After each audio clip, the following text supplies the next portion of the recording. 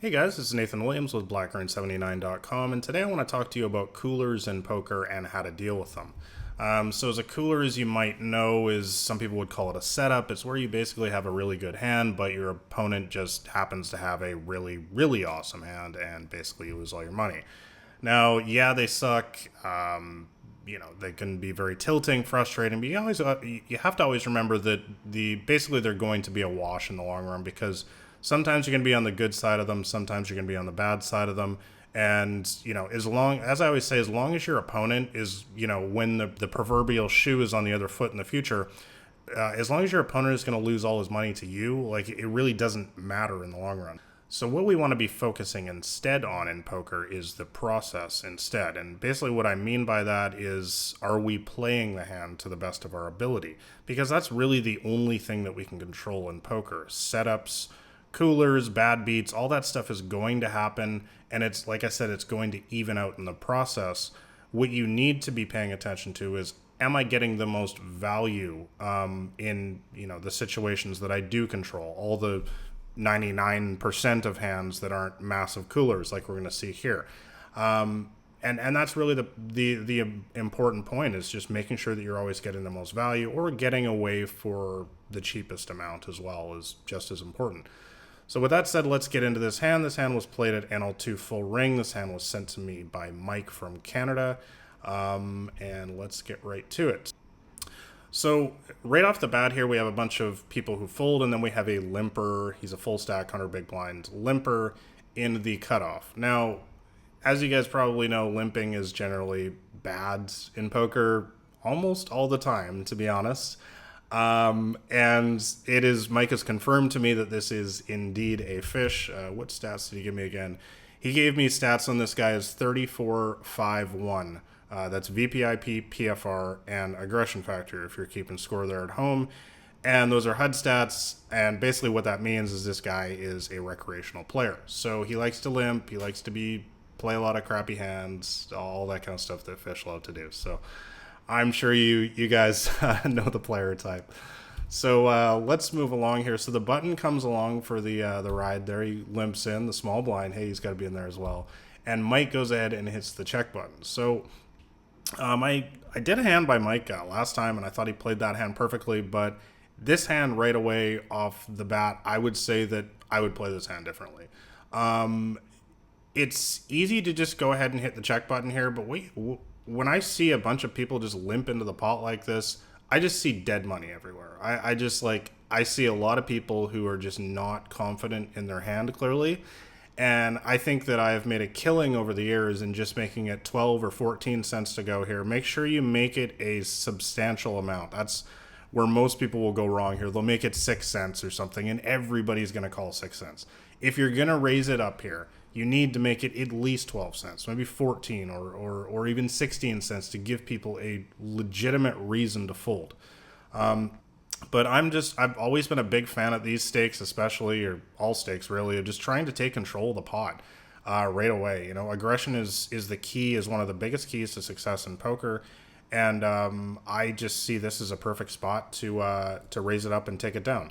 Mike decides to check though, and which is okay. It's certainly not the end of the world. And we go to a flop of ace-10 ace.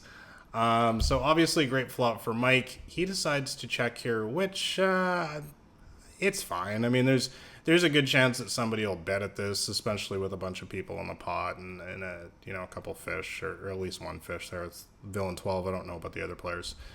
So the fish, the recreational player, villain 12 there, he decides to bet 3/4 pots, and the other two players fold, and Mike decides to just call here. I would probably just raise it, to be honest, in this situation. I mean, you can get cagey and call, I guess, but I just kind of prefer to get value out of the recreational player here. You got to remember that they're playing all sorts of hands. Like, he's going to be betting his flush draws here. He's going to be betting gut shots here with the king queen, the queen jack. He might even just be betting a 10 here. He might have slow played kings, and he thinks it's a good idea to bet now. So I just think that he's going to have a couple aces, of course, but then he's going to have crappy aces as well. He's going to have some hands like ace-3 and stuff that we're currently beating. So I think that in this situation, there's just a lot more hands that we're currently beating than, compared to hands that are beating us. There's not many hands that are beating us. So against a player like this, fish just love to call anything. If he's got a flush draw, he's going to call. If he's got a gut shot, why not? Got to make the calls. So I prefer a raise here. But again, it's okay. It's not the end of the world. Like the plays that Mike is making here pre-flop, flop, it's not like they're terrible or anything like that. Folding would be terrible here. So, all right, so we go ahead and we catch the turn there, which is pretty damn good, obviously, for our hand. It would seem that we're a lock to win at this point. Mike goes for the old check there, which I think is fine as long as we're intending to check raise here. I mean, we clearly have to start getting some money into the pot. At this point, I've talked about this a million times before on my blog and in Crushing the Micro Stakes in particular, that you have to build the pot for the recreational players at the lower limits. You can't just slow play your way to success at these stakes, because the hallmark of these players is being passive. They're not going to build the pot for you. So I can't remember how this hand played. I just looked at it briefly. So okay, so yeah, Mike does just check call here. So I am going to disagree with Mike's play again here.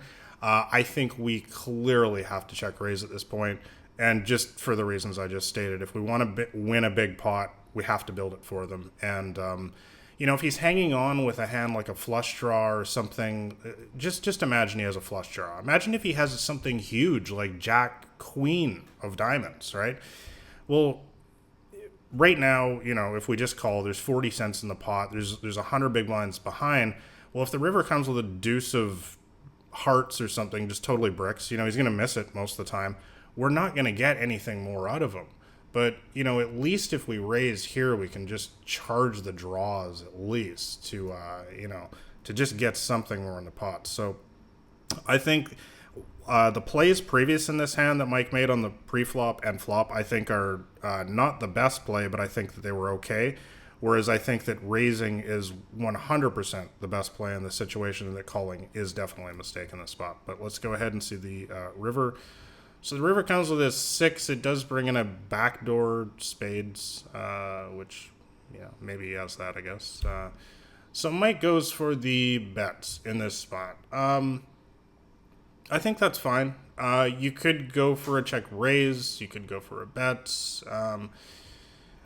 I just wish we had got more money in the pot earlier in the hand. That's really the biggest thing at this point. I think the river kind of plays itself. It just just really depends on, does he have anything? Like if he's just got a broken gut shot or a busted diamonds, he's not going to pay us anything here. And that was really the point in getting more money in earlier on in the hand. So, however, he goes for the raise, which is super interesting. Now, what can we actually be behind here? Almost nothing. I mean, we have the second nuts, as long as I'm reading that board correctly. Correct me if I'm wrong in the comments below, but I believe that there is only one hand that beats us, which would be the ace 10, which was the flopped full house. So in this spot here, I can't even remember. I think I looked at this hand before. I can't remember what Mike does here.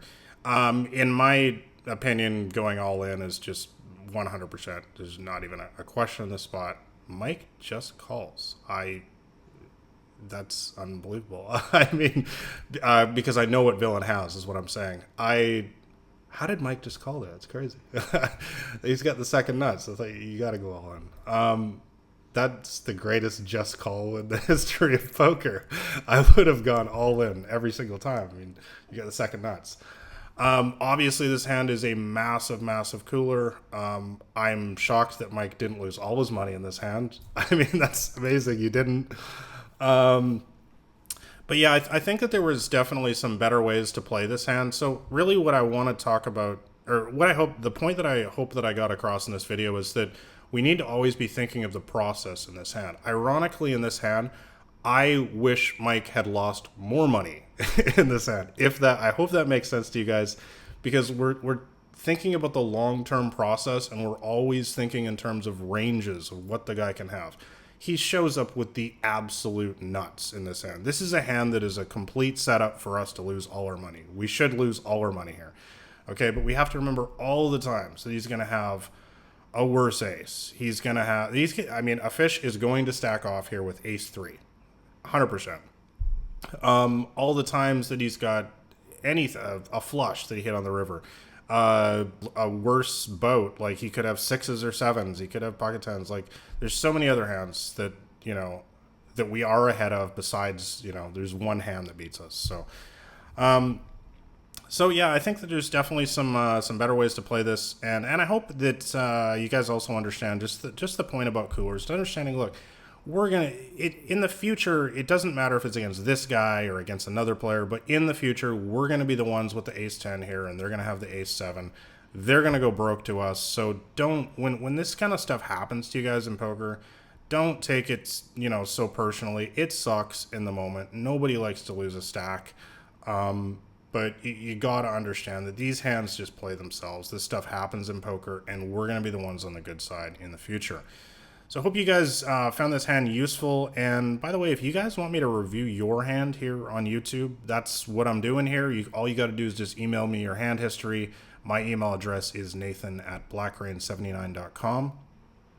And if you can, just give me some brief notes on the player and just tell me who you are and where you're from so I can introduce the hand as well. Make sure you click the link in the description if you want to grab my free ebook. It's a quick read, and it will give you my entire strategy for how I have crushed these limits for some of the highest win rates ever. And make sure you guys comment below if you have any questions, comments about the hand, and also like and subscribe if you found this interesting and you want to see more hands like this.